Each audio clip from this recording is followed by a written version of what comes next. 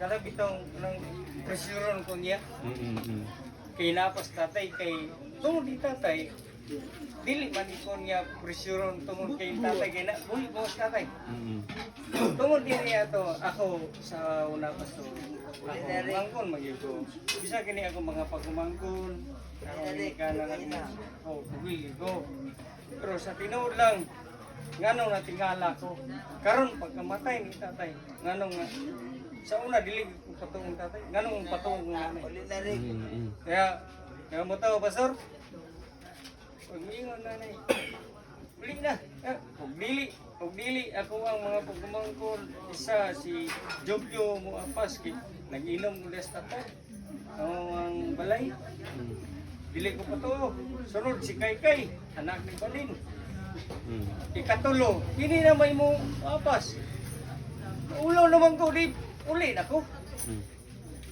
Tungod kay sinanay na ang apas ako. Ngana ko nga. Kabalo yung ko nga sinanay. Naguna na una ko sa kuha. Ako, pupunsa ko ka buwang pastor, rutihan ka. Sinanay ra ang naka Badlong. sa badlong sa sa diri. Ano ba? Kaya ngano? Daw, naman akong asawa. Uli na mo, kay no. Hindi, tungod na nanay. Karon, kung ino na po ko, may na, gani akong mahodo. Patay kang nanay. Ya. Sini ko na, isa kini akong mga pagkumangkod. Tungod kay, una na ko sa una. Ano magkukudiri sa una, ang una na anak. Huwag maghadlukan.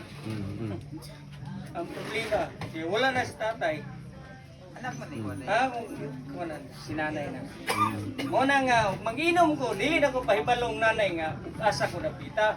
Para di na ka mabadla, masundan. Oo, ano ba, para dili na ko sundan. Tinuo na basta, ako. Munta na lang, dito na ko mainom. Kaya ano, tungod dili na kong apas sa kong nanay. Kaya diri ko, maapas lang ko.